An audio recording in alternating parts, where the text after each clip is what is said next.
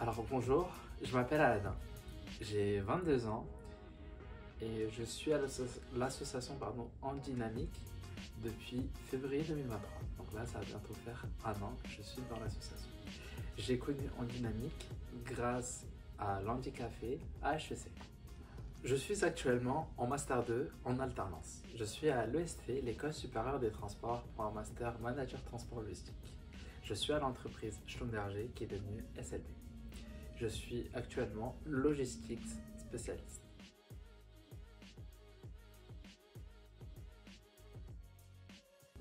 Alors, j'utilise au quotidien l'ordinateur, l'Apple Watch, les jeux vidéo, la PlayStation, l'écouteur sans fil, les machines à laver, les lave-linges, donc tout ça.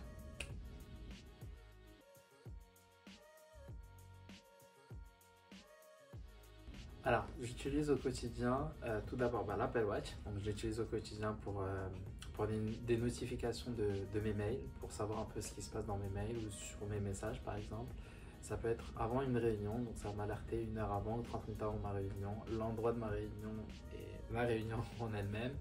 Ça peut être aussi des appels, donc voilà, ça me facilite plus la tâche. Ça peut être aussi des logiciels, donc j'utilise ChatGPT pour certaines parties de ce que je fais, que ce soit en privé ou en professionnel. Ça peut être aussi DeepL par exemple pour perfectionner certaines choses, par exemple en anglais américain, en anglais british, en anglais australien, parce qu'il faut s'adapter avec chaque partie du monde.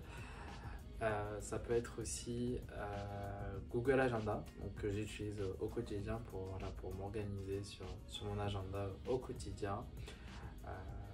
Ça peut être aussi des applications pour tout ce qui est des pauses. Ça me dit par exemple Aladin, là à ce moment-là, le petit bambou, si je ne me trompe pas, on me dit oui par exemple Aladin, là tu dois prendre une petite pause de 30 minutes, de 5 minutes parce que tu as fait pas mal d'efforts ou des choses comme ça. Donc voilà les choses que j'utilise au quotidien.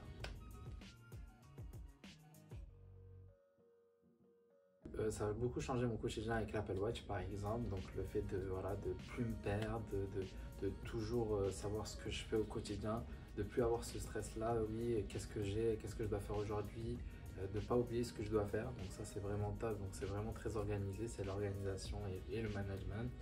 Le petit bambou, ça me permet de prendre plus de pauses, donc d'être plus détendu et plus zen. ChatGPT va m'aider sur la rédaction, sur des thématiques qui vont faire gagner beaucoup de temps. Donc voilà, c'est du stress, c'est du temps, c'est de l'énergie, c'est d'être plus efficace, c'est d'avoir certes certaines difficultés, mais grâce à ces outils-là, ça me permet de les compenser ou de les surmonter.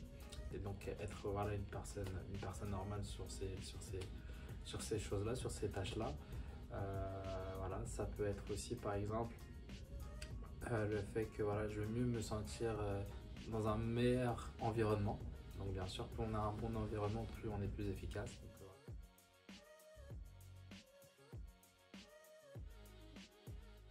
Alors c'est vrai qu'il y a des choses qui peuvent être changées et améliorées. Par exemple sur le fait du coût. Donc c'est vrai que certaines technologies, et c'est tout à fait normal, avec la conception peuvent coûter cher et la recherche donc peuvent coûter cher. Donc c'est vrai par exemple pour un alternant, un étudiant, quelqu'un qui cherche un emploi ou des choses comme ça, c'est vrai que ça peut être compliqué pour lui d'acheter certains moyens. Donc ça c'est vrai que il faudrait peut-être avoir des aides ou des réductions, je ne sais pas, des solutions dessus. Ça peut être aussi le fait d'avoir des solutions sur tous les handicaps et non des handicaps ciblés. Donc ça serait vraiment, c'est cibler tous les handicaps et pas avoir une spécialité sur un handicap ou un handicap, mais avoir une spécialité sur tous les handicaps. Ça peut être aussi dans les domaines, par exemple, je sais pas, des logiciels qui peuvent toucher, qui peuvent pas toucher qu'un seul domaine, mais qui peuvent toucher tous les domaines. Je sais pas, par exemple, le domaine de la santé, il faudrait qu'il y ait un logiciel dessus sur le travail, sur le transport à la logistique, sur l'architecture, sur la communication, ça peut être donc toucher vraiment tous les domaines, aussi le manque il y a certaines personnes qui ne savent pas toutes les moyens mis en place, tous les aménagements, tous les outils en fait qui peuvent aider les personnes. Moi, par exemple, il y avait des choses que je connaissais pas et que c'est de bouche à oreille. Donc, ça serait bien, par exemple, sur certaines choses, d'avoir une publicité, de les mettre plus en valeur, qui peuvent aussi changer et aider les personnes au quotidien.